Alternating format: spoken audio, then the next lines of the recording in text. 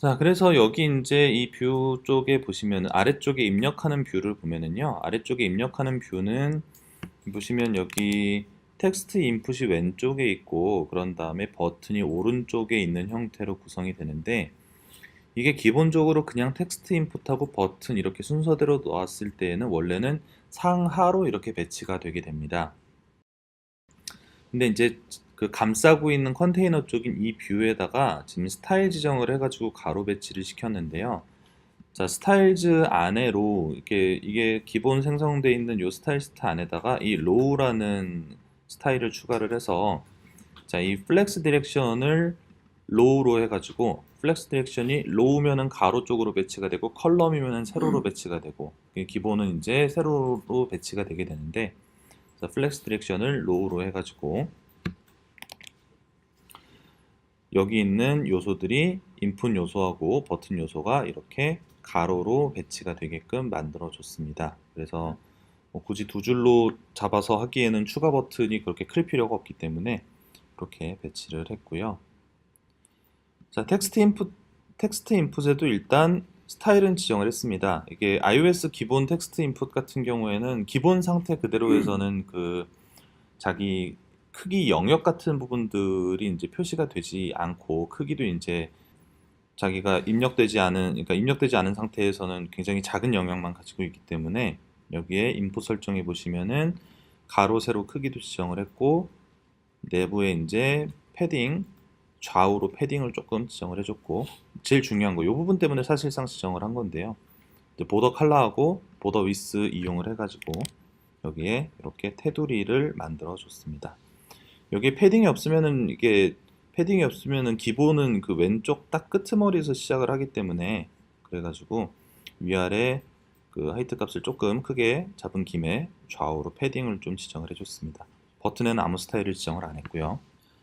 자, 그런 다음에 여기 텍스트 인풋을 보시면은 텍스트 인풋에 자, 밸류에 이제 아까 우리가 만든 옵저버블 데이터 안에 있는 텍스트를 밸류에다가 연결을 해놨고요. 그런 다음에 온체인지 텍스트 이벤트에서 이제 텍스트가 변경이 될 때마다 그 디스의 데이터의 텍스트 안에다가 텍스트를 계속 업데이트를 시켜주는 식으로 해서 사용자가 입력하기만 하면 옵저버블 안에 텍스트가 업데이트가 되고 업데이트 된 내용들은 항상 텍스트 인풋의 밸류로 반영이 돼 있고 무엇보다도 이게 우리가 그 데이터에다가 바로 저장을 해놨기 때문에 이거를 최종적으로 저장을 시킨다든가 전송을 한다든가 아니면은 그걸 다시 뭐 데이터 가공을 한다든가 그런 과정들을 할 때 뭔가 이 인풋에 있는 뭐 다른 것들을 인풋을 뭐 바로 참조를 하지 않고 우리는 순수하게 데이터만 가지고서 처리를 할 수 있게끔 이렇게 만들어 놨습니다.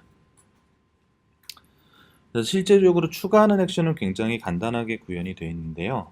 여기에서 이제 아까 얘기했었던 UUID 부분이 사용이 되게 되는데 자, 이 add 아이템을 하게 되면은 일단은 아무것도 없는 빈 내용이 등록되는 걸 방지하기 위해서 자, 지금 데이터에 텍스트가 입력된 게 없어가지고 빈 스트링으로 되어 있는 상태다라고 하면은 실행을 하지 않게끔 작업을 해놨고요.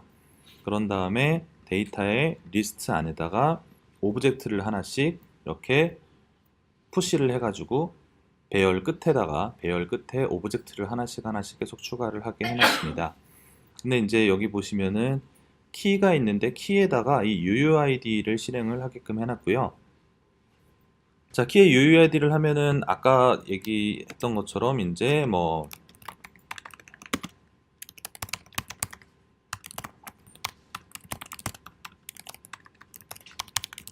이런 형태의 키들이 매번 만들어질 거고 저희가 이거를 버전 4 기준으로 해놨기 때문에 사실 이제 타임스탬프 기반으로 해놨을 때 사용자 동작을 통해서 입력을 하게 된다면은 사용자가 정말 그 버전 1의 그 타임스탬프가 정확히 일치하게 두 번을 이렇게 입력을 하기는 사실 어렵기는 해요. 그래도 일단은 저희가 완전히 겹치지 않게끔 버전 4 기준으로 UUID 생성을 해서 그거를 키로 지정을 해놨습니다.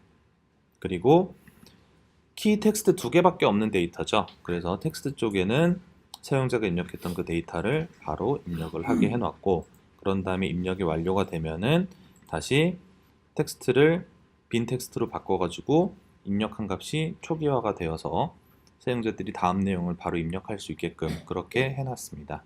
그래서 데이터가 이 형태로 계속 목록이 되게끔 만들어져 있고요.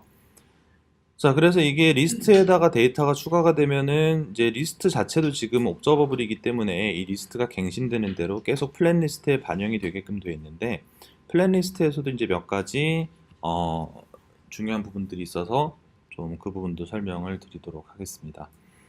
우선 플랜 리스트에는 데이터라는 이름으로 실제 그 화면에 그러니까 표시를 해야 되는 그 데이터들의 배열을 전달을 해주게 되어 있는데, 근데 플랜 리스트 쪽 설명 보시면은 반드시 이 배열 안에는 키라는 값이 있어야 된다라고 플랜 리스트 쪽 설명해 보시면은 그렇게 설명이 나와 있어요. 그래서 반드시 키라는 값이 있고, 그게 이제 원래 그 맵 같은 걸 돌리게 되면은 반드시 아이템마다 키를 지정을 해줘야 된다, 뭐 그런 부분들을 저번에 설명을 드렸었는데, 그 부분들은 저희가 여기에 그 렌더 아이템을 저희가 집어넣기는 하는데, 이 렌더 아이템에다가 우리가 키를 직접 설정을 하는 게 아니라 플랜 리스트는 혹은 이제 그 리액트 네이티브에서 사용하는 다른 리스트들도 다 마찬가지입니다. 동일한 규격인데, 전달하는 데이터 안쪽에다가 우리가 미리 키를 만들어서 넣으면은 내부적으로 자동으로 처리가 되게끔 되어 있습니다.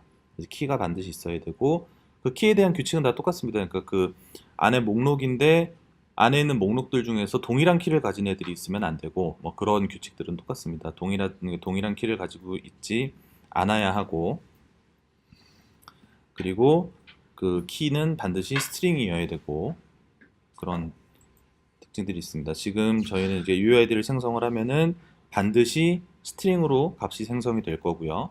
그런 다음에 완전히 랜덤하게 생성이 되는 거기 때문에 생성이 된 애들끼리 서로 UID가 겹치는 일이 없겠죠. 그래서 그거를 키로 삼게끔 미리 데이터 세팅을 해서 집어 넣었고요.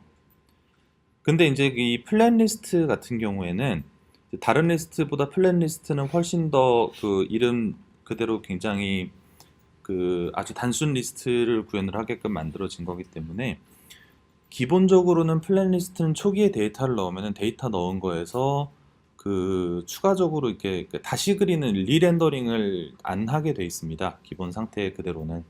그래서 그 엑스트라 데이터라는 이런 필드를 제공을 하고, 이 엑스트라 데이터에 대한 설정을 보시면은 엑스트라 데이터 안에 있는 데이터가 변경됐을 때만 플랜 리스트는 다시 렌더링이 된다라고 돼 있어요. 그래가지고 지금 제가 여기 엑스트라 데이터에다가 넣은 게 디스 데이터의 리스트에 랭스를 집어넣었는데, 이제 배열의 랭스 값을 집어넣었으니까 이게 푸시가 되든 리젝트가 되든 뭔가 배열의 그 길이 값이 변화를 하면은 랭스 자체가 변화가 생기겠죠. 그래서 이 랭스 값이 변화되는 그 시점마다 그 플랜 리스트가 계속 갱신이 돼가지고 화면상에 업데이트가 될 수 있도록 엑스트라 데이터를 리스트에 랭스로 집어넣었습니다. 플랜 리스트 사용을 하실 때 이 엑스트라 데이터 안 넣는 실수를 굉장히 많이 해요. 저도 할 때마다 맨날 까먹고서 이렇게 왜 렌더링이 안 되지 그러고서 한참 작업을 하다가 나중에 집어넣을 때가 되게 많은데, 엑스트라 데이터가 설정이 돼 있어야 플랜 리스트는 반드시 업데이트가 됩니다. 그래서 엑스트라 데이터를 꼭 설정을 해 주시고요. 그런 다음에 이제 그 실제 화면상에 표시할 그 애들을 만들기 위해서 제가 이거 개형을 좀 해야 되겠네요.